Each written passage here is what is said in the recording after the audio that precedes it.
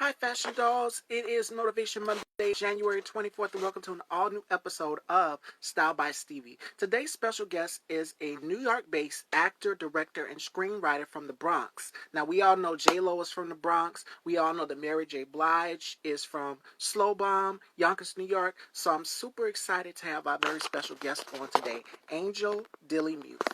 All right, Fashion Dolls, let me send him this so that we can dive right into this interview. I'm super excited.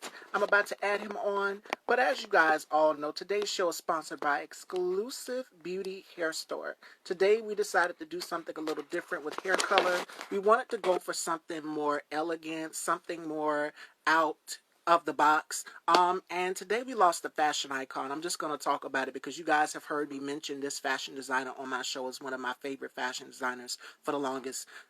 Yesterday at 12 o'clock, I woke up at 12 o'clock and I got the news about Manfred Terry Mugler.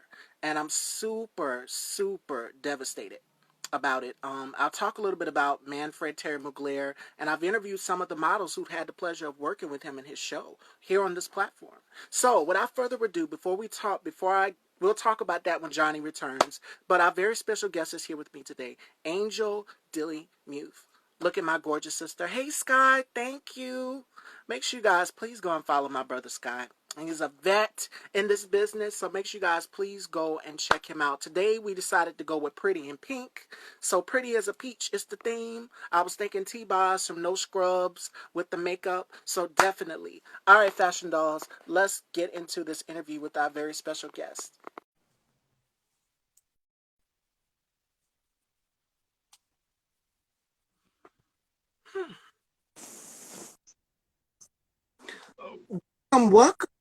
Welcome to the Dollhouse. How are you? Hey, I'm good. I'm good. How you doing? I'm doing wonderful. It's such a pleasure to have you here. Yes, likewise. Thank you so much for having me. Excuse me while I kind of adjust myself. It's so weird seeing myself this close and stuff. All right, Fashion Dolls, we're here with our very special guest, Angel, who is a New York native. So did you grow up in the Bronx? Were you born and raised there? Yeah, I'm born and raised in the Bronx. Really? I have family in New York. I have family in Brooklyn. And you should know about the five boroughs, Brownsville, all of that. Mm-hmm.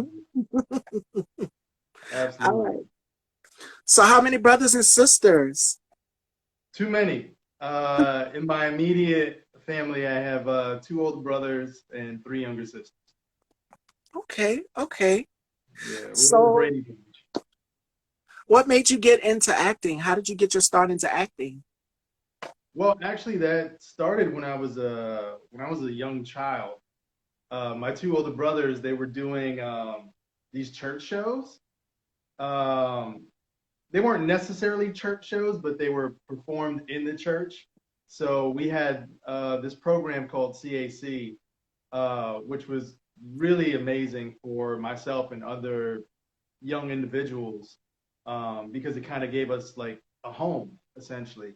And so what we did was what they did, they had two shows. One would be in the fall around Christmas time, and that would center around like the Christmas nativity, and they also like picked out different musical numbers from different Christmas things like the Nutcracker, stuff like that. And then in the spring, they would usually do a Disney musical kind of thing or some sort of musical, like whether it be The Wizard of Oz or like The Little Mermaid.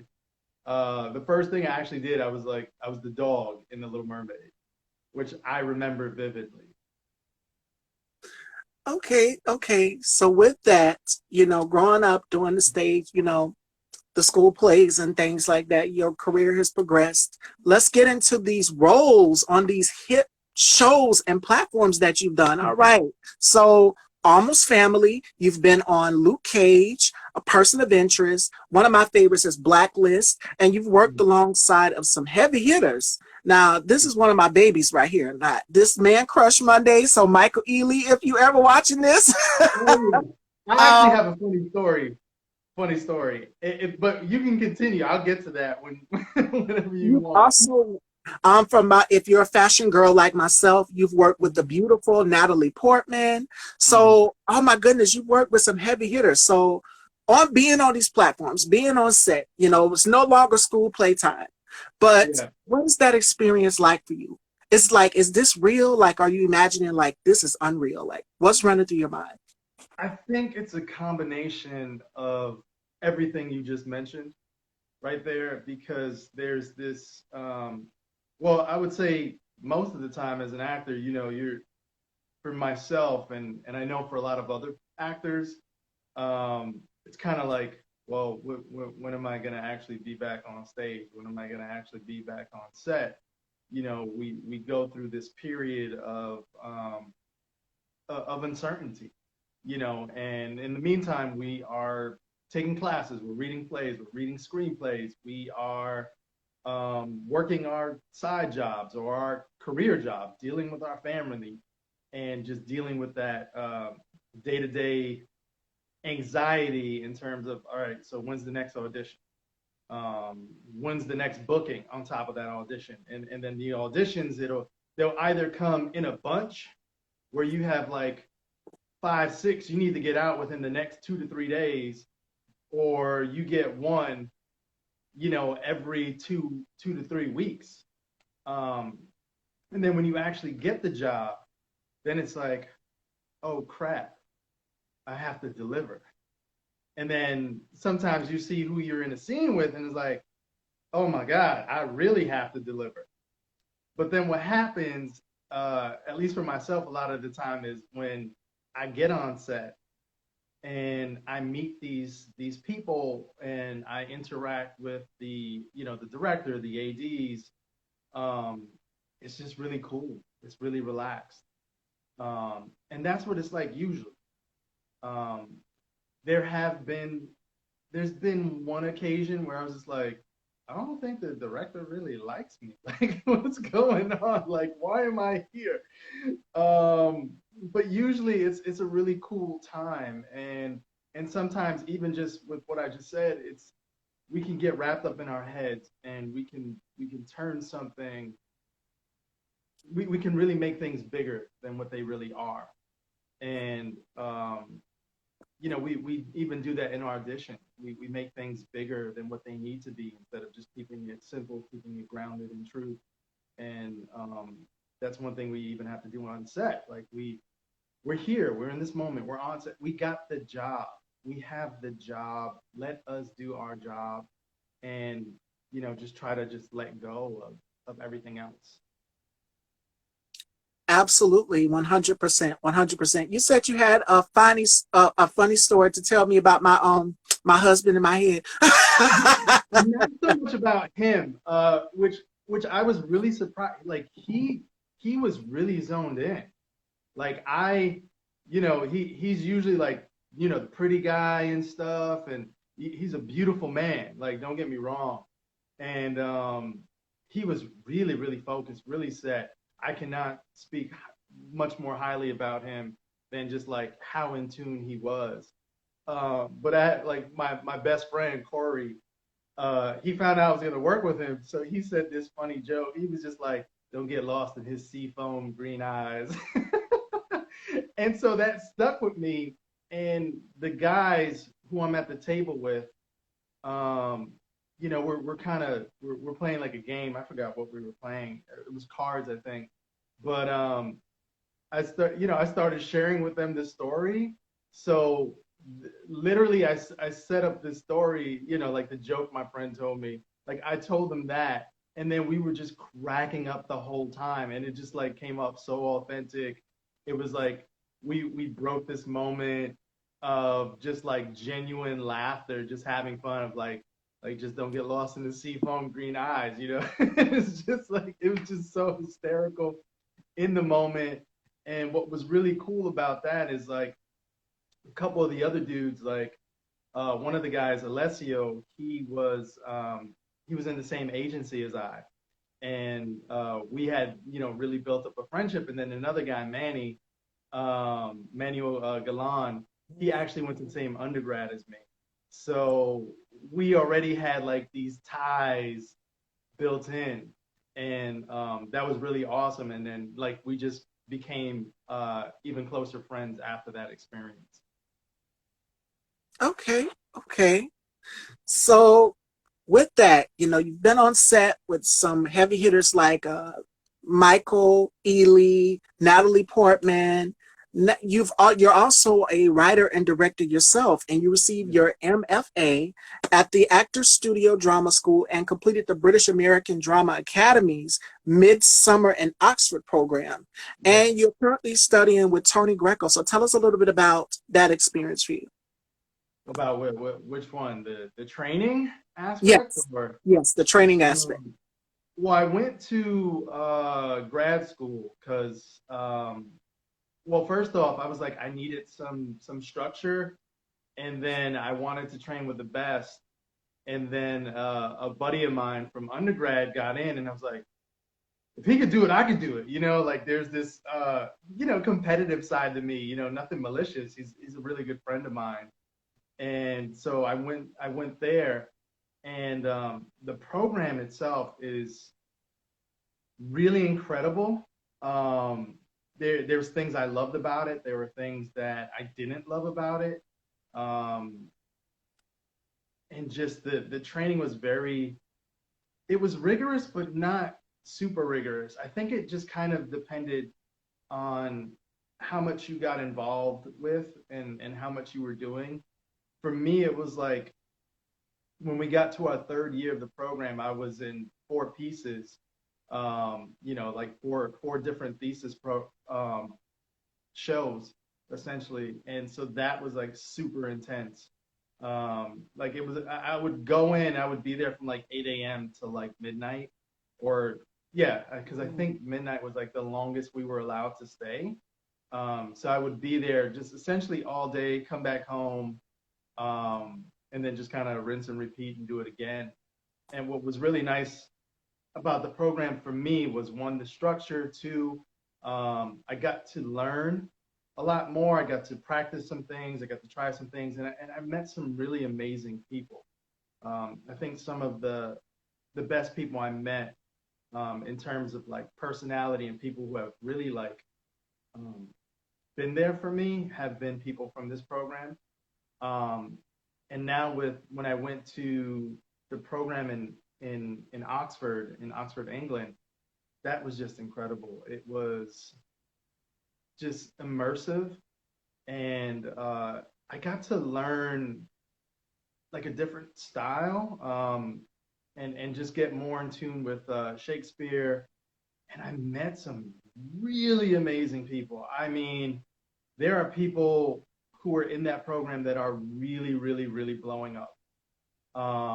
One of them being Moses Ingram, who is is just blowing it out the water right now. And I remember telling people because I went to go see her in a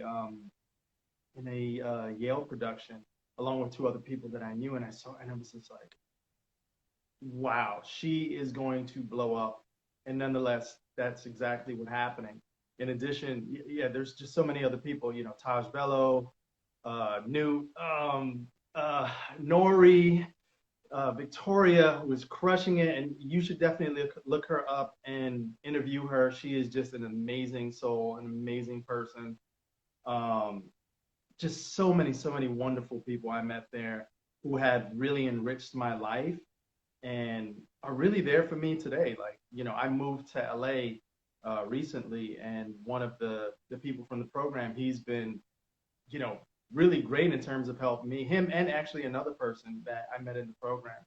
So yeah, it's been night and day, um, just in terms of like the training and in terms of just like the people. I think that's for me the most important thing have been the people that I've met and the way they inspire me and encourage me and that I have been able to learn from. And that's how it should be, 100%. And speaking of encouragement, I've scrolled through some of your videos on your page, and you were walking down, I think you were walking somewhere, going somewhere, and you were in gear and you were dropping some gems. You are a very motivational person. So My question to you is, how do you stay grounded? Because I know we're in the midst of all this craziness, this variant. And I know when we first shut down, when a lot of stuff shut down in production, a lot of directors, writers, content creators, interviewers, hostess, whoever, we just was at a pause, and we was just like, well, what are we going to do now? So we don't have no choice but to do it virtually. So with everything that is going on, what keeps you grounded? Like, what keeps you sane? Oh God. Well, first thing is I'm an actor, so I'm not sane.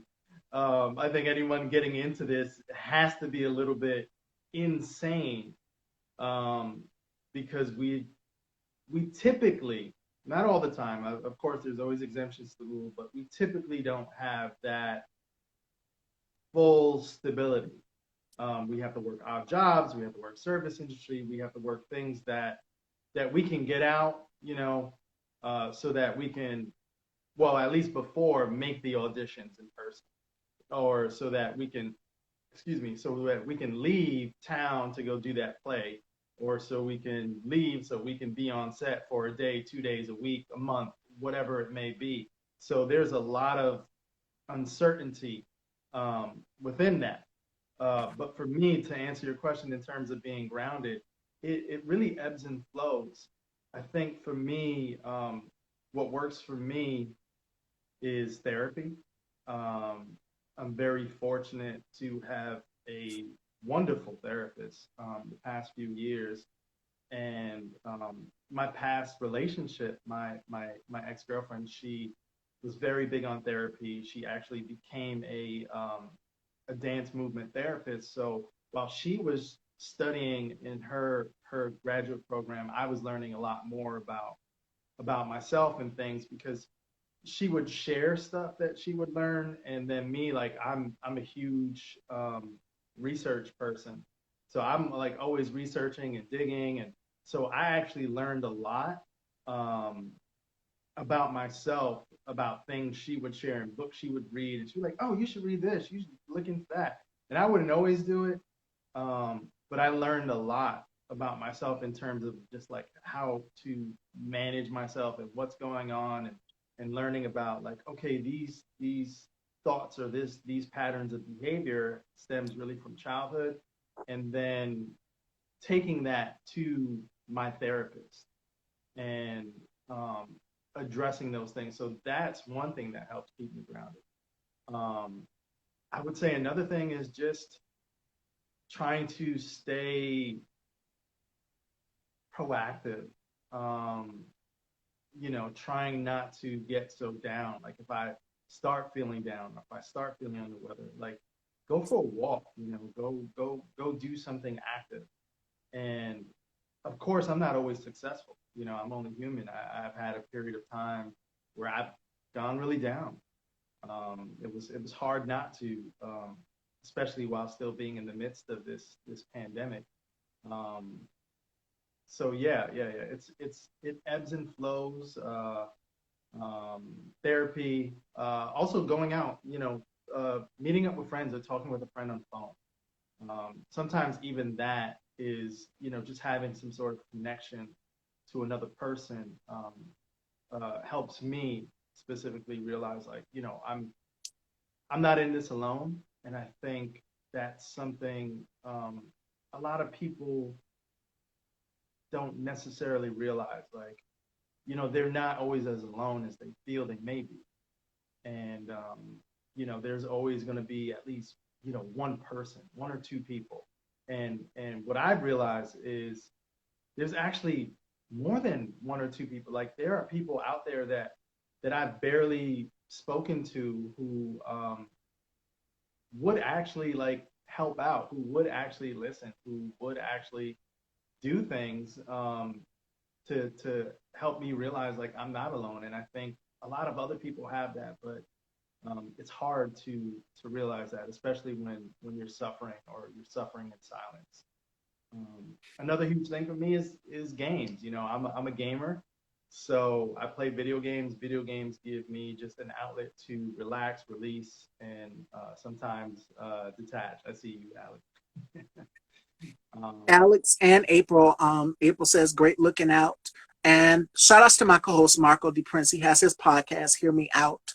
Um, he talks a lot about mental health. We talk about a lot about mental health on my platform, and I know for us as people of color, we don't speak enough about mental health, and that's I don't know if that's something that has been programmed yet. It's kind of like a history. It's been programmed in us. Like some people say, "Oh well, go to God, go to God. Faith without work is dead." So here's my thing: God put therapists here for a reason. So talk to somebody. You said you do gaming. Me, I struggle with anxiety. And I know for me, this time is at an all-time highs because it's been difficult, being separated away from friends, losing a sister. It's been very, very difficult to have to balance it out. So my outlet is Style by Stevie. That's what I know. That's all I know. And talking to people about it can help the next person. You never know, another person's experience can help them. So I'm thankful to have this platform. This is my baby. I gave birth to it. And to be able to talk on it and give people advice and encourage people, I'm definitely here for it. So reach out and talk to somebody. It doesn't take a thing, one DM away, one phone call, one text. And I'm glad you mentioned that because it has been struggle for people to get in touch with their families and be able to see their family. Well, we got technology. So to be able to feel, we miss the touch, the hugs and things yeah, like that. yeah.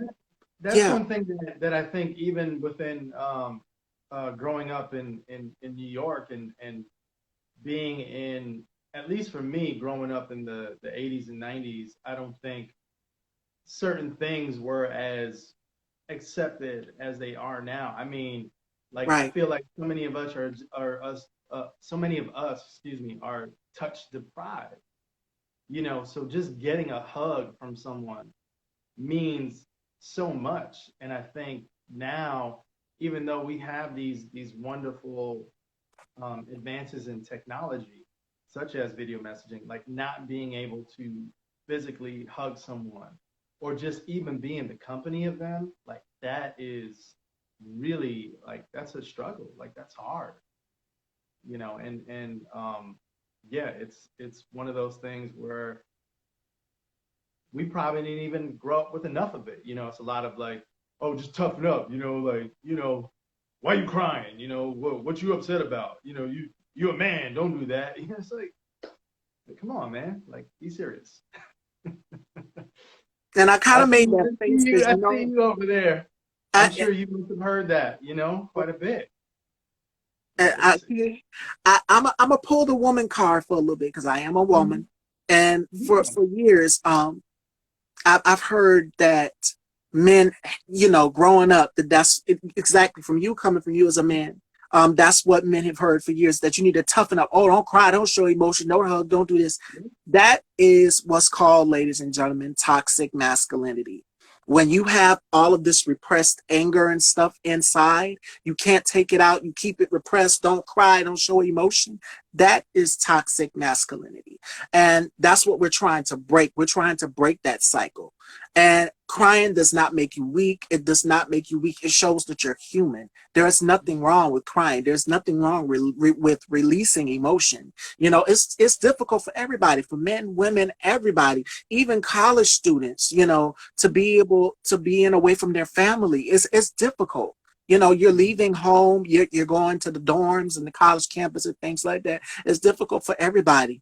And thank God for the power of technology, like now put us together to be able to virtually talk to one another. But there's nothing better than that feel. I understand that. I'm able to see my grandmother and my mom and my dad, because we all stay kind of together in certain parts and certain aspects. My grandmother's on the other side of town. Me, my mom, and my dad, we stay together. So Mhm. I'm thankful for that. And then my brother, he'll come home from time to time, but we still keep it safe. But everybody's split up in houses. It's not the same as the way it used to be. And I'm pretty sure everybody wants it to go back to that nostalgia of being able to feel, to touch. And I was just telling my cousin just the other day, I said it's not the same. We were talking about going shopping when she came back down, and I missed it. I'm like, well, this thing is ravaging out of control. The numbers kept going up. So I'm just like, we're just going to have to pass. But I mean, at least we've got the phone. We can call and talk to each other. And luckily, I did get to speak with her. Mhm. Yeah. And that's the thing, like depending how you grew up, like you may feel hesitant to give somebody a call. Like for me, I've been, although I've had a pretty big family, and I think everyone really did the best they can.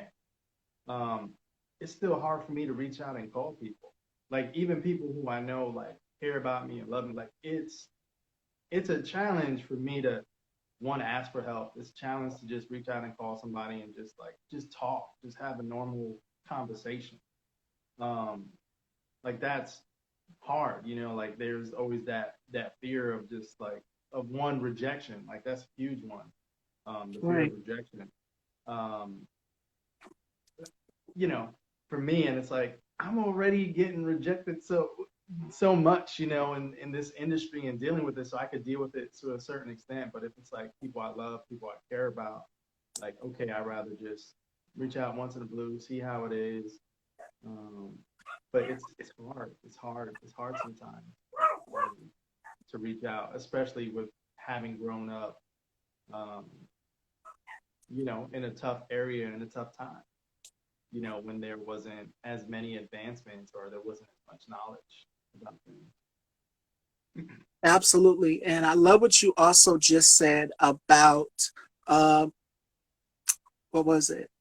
Being rejected in this industry. I was watching TED Talks the other day, and I think it was his name is Dennis Lear, and he was talking about, one no turning a no. You're going to face a lot of no's in this industry. And I know for me, my old Instagram page got hacked. I had 3,000 followers, and I had to start all over. I was devastated.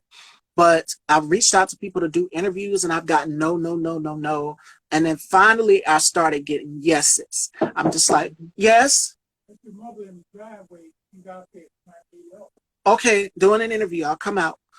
But like I was saying, I'm sorry about that. I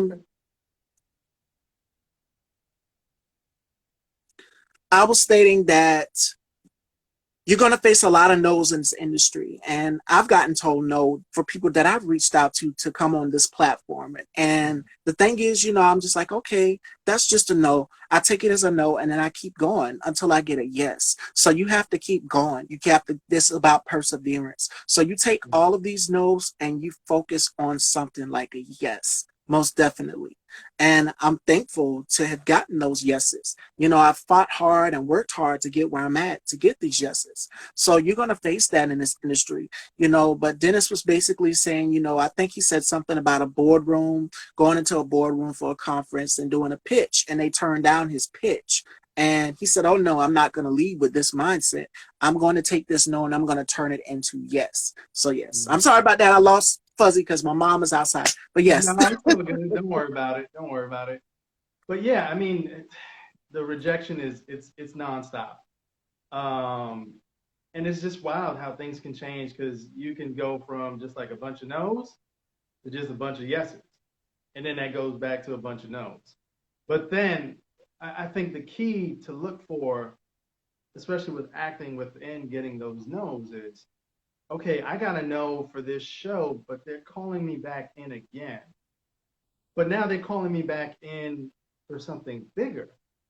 Okay, it was another no, but they're calling me back for an even bigger role, even this time. So the no's sometimes aren't really no's. It's just you aren't right for this job, or there's something about your look, or there's like it doesn't mean there's something wrong with you.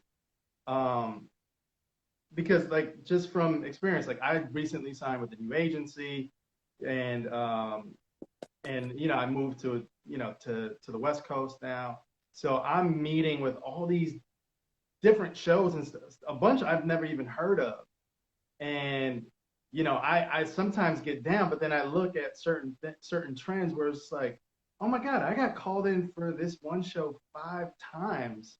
The first time was like 2 lines. The next time was a 1-day guest star, and then after that, they've been like the guest star, like 4 or 5 scenes every episode. So even though those were no's, it shows like they're still valuing, what I did and my work. And I think, sometimes we can get so caught up in the no's and not realize that there's still progress. There's still a lot of validation happening within those no's. So we have to take the time out to evaluate, um, and really realize, like, okay, maybe we didn't get that, and yeah, that sucks, but we're still being validated. Our work is still valuable. We are still doing our jobs, and that's a huge thing, that I think some actors, they don't value themselves as much because maybe they haven't had like a couple of shows or something, or because they haven't gotten a big guest spot. Um, and it's it's hard to change that mindset. And I even say that because I had that mindset at some time. Which is why sometimes as an actor, as actors, we can usually be kind of like upset or bothered. Like if someone finds out we're an actor and there's like, oh, well, what have I seen you on? And sometimes we get so like combative or defensive, and it's like, don't get defensive. Like a lot of people are genuinely asking, and you can easily be like, well, I'm in school training for it right now, or I just finished school and I did 4 student films just now, and I don't know if there will ever be an opportunity to see it, but that's what I'm doing. Like I'm working. I'm a working actor. As long as a person is being proactive in something, and I don't mean like occasionally do something like, oh yeah, I took one acting class. I'm a working actor. Like that's not it. Like if you're training, if you're reading, if you are um, doing student films, if you are writing, you are doing, if you are working towards a goal, then you're working in that industry, and you don't have to feel intimidated if someone asks you that question. It's like, no, well, I'm working on this. Like I've I've had X amount of editions on certain show. Like I'm working, and maybe you haven't seen me on something. It doesn't mean that I'm not working.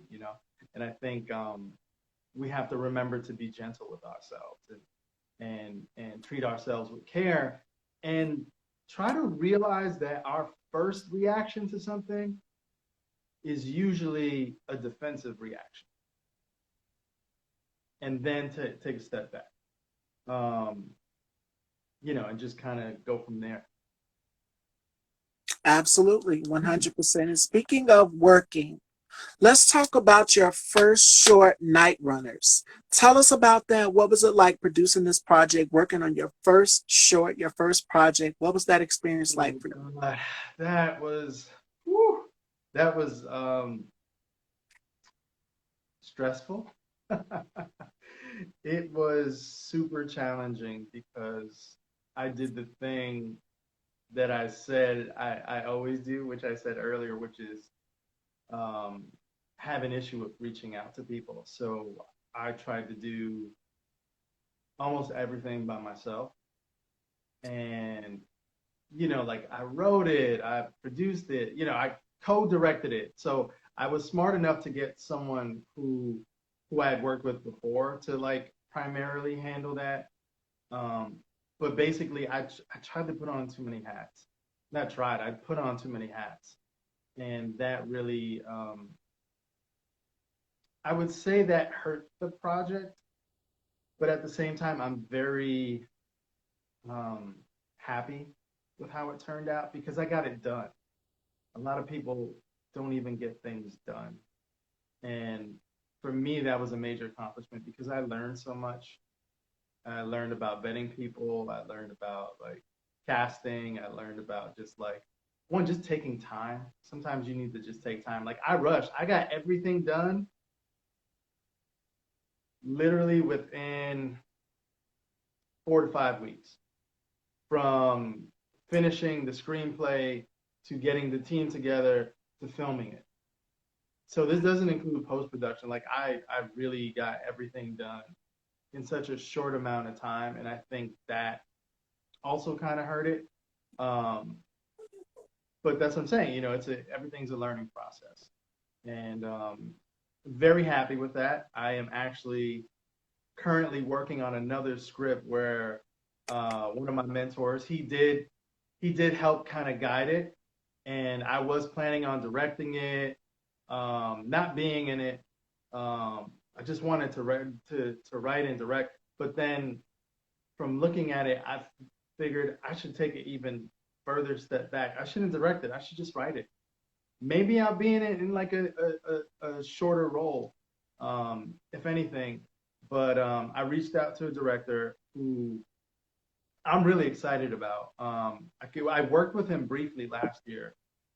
He has actually a really cool film coming out on Shudder. I don't want to say his name because I don't have permission and stuff. Although I think he'd be cool with it, but he's someone I reached out to. He really loves the script, and the plan is to tighten up that script even more, raise some funds, and shoot it. And you got it. I can't wait to see this project come together that you're working on. All right, Fashion Dolls, it is about that time. We're going to do 2 games with Angel before we wrap up this amazing conversation and interview. The first one is called the Rapid 5, and Angel has to tell me 5 things that he can't live without. The second one is called Turn the Tables, and this one is where we get a little spicy and uncensored and unfiltered. And this is where the guests get to get all up in my business and find out more about me, as well as my new viewers that are coming into the dollhouse over here. So we're going to start off with the Rapid 5 first. Okay, 5 things I can't live without. Yes. Video games, water, Metallica,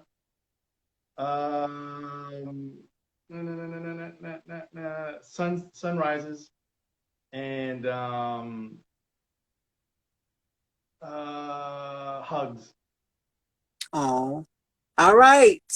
Great list. Great list. All right, Fashion Dolls, y'all know what time it is. Oh my God, my heart is beating. All right. It is time to turn those tables. So I'm going to pass the torch on down to Angel, and Angel is going to ask me some questions. And all right, Angel. Ask you questions. Oh, Yeah. Okay. So when did you decide to create the Style by Miss Stevie platform? Right after high school. Our parents always ask us, when it hits your senior year, our parents ask us, what are you going to do? What is going to be your game plan? So I always knew I had the gift to talk. I wasn't always outspoken, but this was sort of like an outlet for me. And right after high school, because I also went to cosmetology class as well too. I took cosmetology school and I got my license thanks to my instructor, Ms. Stevenson. After that, I worked in a hair salon, and then I said, okay, this is what I really want to do. So that didn't work out really well at the hair salon. It was a great experience for me. Things went down behind the scenes that I wasn't really aware of. And I said, what is going to be my backup plan? So we would start the show not at 4 p.m. We would start it at 11 a.m. And I would be giving people beauty tips, fashion tips, like the look of the week and things like that. And I said, why not add some interviews to this platform? So we started in 2016, getting this platform formatted, like, to see where it's at then compared to now is a big difference. So I would go back and view some of my stuff that I did when I first started, and I'm just like, wow, the progression, the transition of where you were then to where you're at now is just so canny. It's scary. You were so young, and I kind of still am young. I'm 28, so I still have a long way to go. But Absolutely. This experience has been an amazing one, to be able to sit with so many faces and talk with them about their careers, their projects, and things like that. So Style by Stevie, when I birthed this baby and I gave birth to it and brought it to life, it's a reality. I'm like, this is real. You have the microphone now. And thank God I'm not only doing it by myself, but I have two co-hosts and guest co-hosts that come on with me. And we talk about things that go on in the celebrity world and fashion and beauty and so many different things like that. And guest interviews to be able to do that. You know, this is like my sanctuary, and to be able to invite people inside a sanctuary is just amazing. So I love it. It's a great experience. Awesome. Did I get another question? As many as you want. Oh, okay. I would say, what do you feel we're going to stay on the topic of your platform. Mhm. What do you feel you need next to reach the next goal of yours within this platform? What do I feel I need next? I think I've already had it. And I tell my dolls this all the time, my supporters this. I said, I have the fire. I have the fire. And everybody has the fire inside of them. What I mean by the fire is your passion, your creativity, your personality, something that you love, that you bring to light, that you're working on. And you put perseverance and your heart into it. And with everything that I do, every project, because I've also done some acting. I did my very first acting role in a horror film called The Assistant. That's one thing people don't know about me. And I posted the clip on my page. Shout outs to Alex Jonte. I got the role on my birthday because I was born on October 31st, Halloween. I'm a Halloween baby. And it was my 26th birthday. He gave me that role. He messaged me right after we did our interview talking about his project, the first one that my co-star Johnny also starred in, because Johnny's also an actor. My other co-star Marco is also an actor as well too. So I went in with no acting experience, and I did the table read and executed it perfectly, nailed it. No acting experience. So what I mean by the fire is within inside of you. We are all gods and goddesses in our own divine right. And I am a goddess. I am powerful. I am beautiful. I am unique. I have all of these things that are within the side of me. So that is what everybody needs to have in order to go on to the next level. Oh, Sky's still here. Sky was also in the film as well too. That is my brother Sky Valentine, ladies and gentlemen. Who's also been a big beacon of light. I will never forget the talk that he gave me, because he works, he's worked alongside some big names as well too. And we talked behind the scenes, and he's like, okay, sis, you're doing well. You're doing well. Keep going. Don't ever give up. Don't ever feel discouraged. Because for this role, I was very, very discouraged. It was actually a college professor that Alex wanted me to play. And all right, ladies, y'all know how we are about our hair. So Alex said, for this role, I wanted you to have short hair. And I said, because at the time I was rocking a bone straight unit all the way down to my back, like I was Naomi Campbell or somebody. So I said, you want me to cut my hair? Oh no. So I did it because he did this. He said, with your bone structure, with your facial structure, the way you present yourself, you don't want to look like one of the students. You want to look like a college professor. And I remember always wanting to pretend to be a teacher or a doctor or something when I was younger, and just having the gift and ability to speak. So it tied in perfectly. So yeah. All right. All right. A little long-winded, but yeah. Okay. All right. So the last one for you is, I'm gonna have you do a rapid fire. Okay. 5 you can't live without. All right. 5 things that I can't live without. The first one would be God, and my family. I'm a firm believer. I believe every morning I get up 3 a.m. I know it sounds crazy. Like, what are you doing up around that time? I always get up and I do my morning devotion, and I give God thanks, and I always do my little scriptures. Every morning I always try to do at least 3 scriptures. Like this year for me, 2022, I put on my vision board that I was going to get more in touch with my spirituality, not just my sensuality and femininity. I want to get in touch with more of God, because my mom, she always told me this. She said, don't matter how big you get, don't ever forget to put whoever first in your life. There's always somebody there watching you that is going to be, mindful of what you do, that is going to hold you accountable. that is going to make all of these blessings and things come full circle. I'm thankful for Sky. Sky, if you're watching. Friends, family, that's the first one. The second one, makeup. Makeup. I'm a glamour girl. I love my hair and makeup, so that is two. Three would be pepperoni pizza. I love pepperoni pizza. Okay. Yes. Number four would be a good book. I love to read. I'm always in a book. I'm always educating myself because they say the mind, you got to have a lot of knowledge up here. So pick up a book, educate yourself. There's programs, there's so many different things out here that can help you if you want to get into the biz. And number five, five thing I can't live without.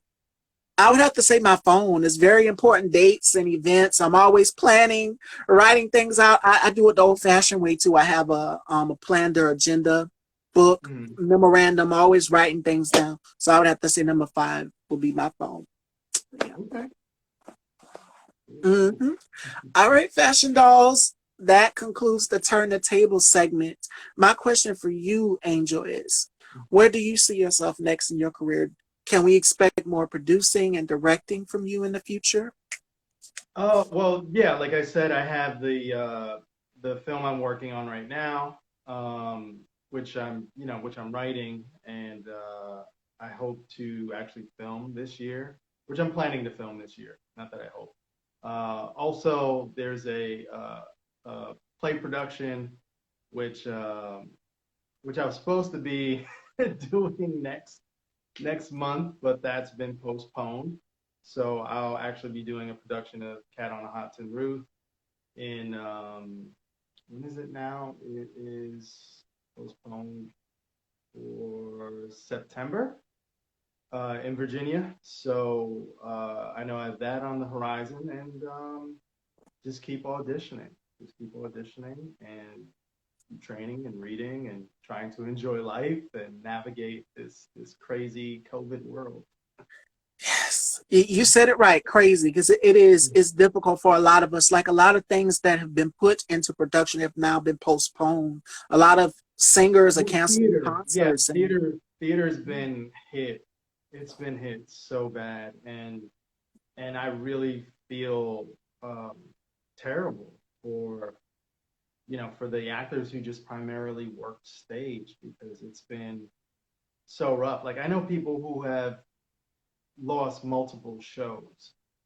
Um, this is the second time for me this specific play has been postponed.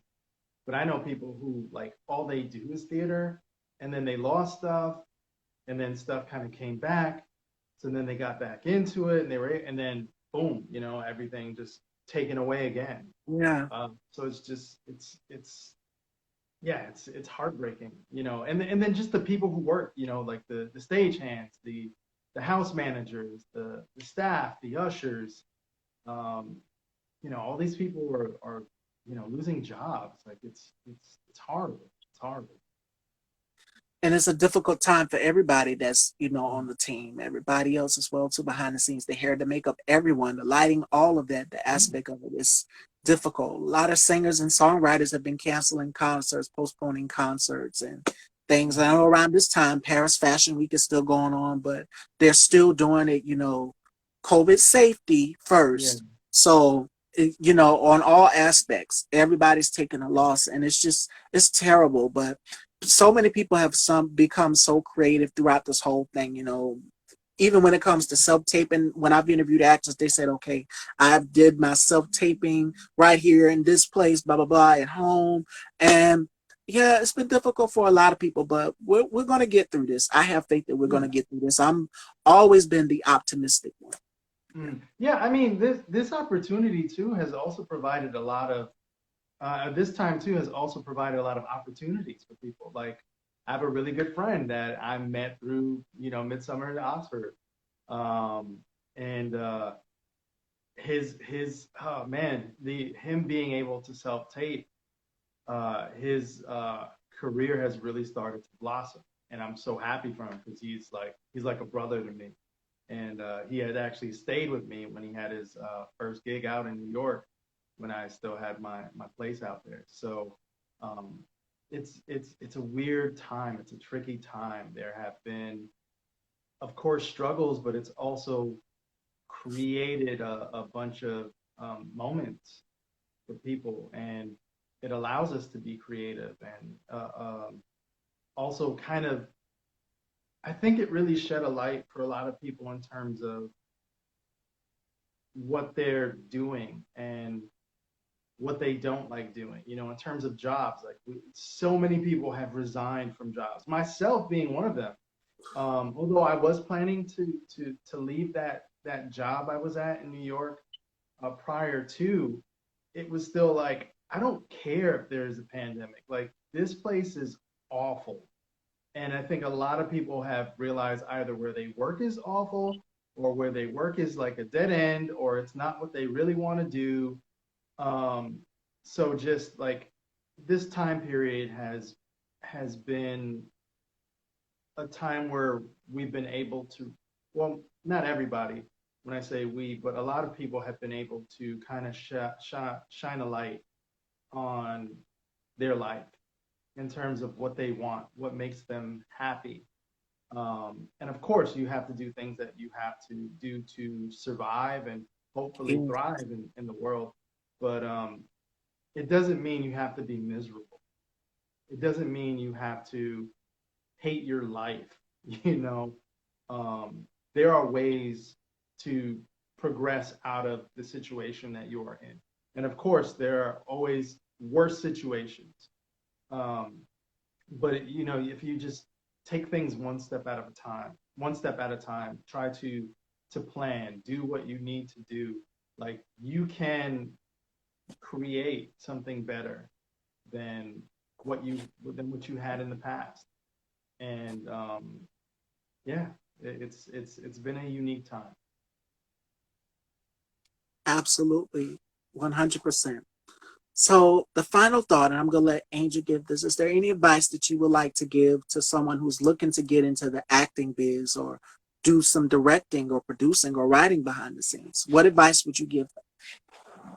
For actors, I would say there is no set way in terms of how a career should go or should look. Um, don't pay attention to social media. Don't pay attention to what other actor friends or other actor people are doing or what they're getting, because that can really create can really create some resentment on really yourself. So just focus on what it is you have to do for your personal goals and to have goals. I think a lot of us don't have goals. We just have like, I just want to be a working actor. I just want to pay my bills with acting, which that's Exactly. great, but that's also very, very general. And we have to try to work at being specific for what it is we want. For writers, it's right.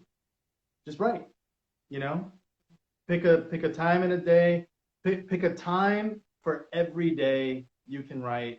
Try to make it a routine. Directors, I don't know so much because I'm not a big director, but um, just learn as much as you can. And I think that just kind of goes for any field, uh, whether creative or not creative. Just try to learn as much as you can. Um, and although you may be scared or afraid, um, take that step. Research will only get you so far. Um, you can be afraid and do things. Like that's the only way you'll learn is by actually doing it. Absolutely, 100%. All right, ladies and gentlemen. Angel. All right. So let everyone know where they can follow you, where they can check you out at. Yeah, I would say the best place to catch me at is Instagram at a Dillemuth, or you could, hound me, stalk me, whatever on my website, which is just angeldillemuth.net. Um, yeah, but Instagram is definitely the best, and I'm usually pretty open to people. A lot of people reach out, so I try to, get back to them in terms of like advice and things like that. But you got to reach out. I typically don't respond to like, hey, my buddy wants to know more. Can you contact them? Like, no, just directly reach out to me and I will do my best. Um, just because, you know, I didn't really have so much of I didn't really have that opportunity to reach out to people. Kind of had to go at it alone. So I just try to do as much in terms of helping others. Absolutely, 100%. Ladies and gentlemen, Angel Dillemuth.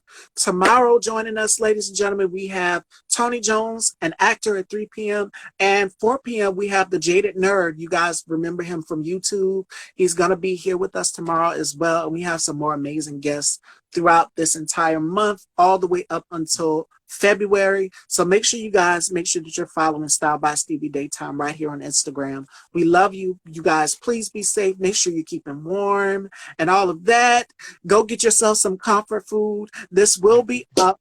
We love you all, and we love you, Angel. Thank you so much for coming. I would love to Thank speak you, with you Steve. again in the future. Thank you, everybody. Bye. All right, take care.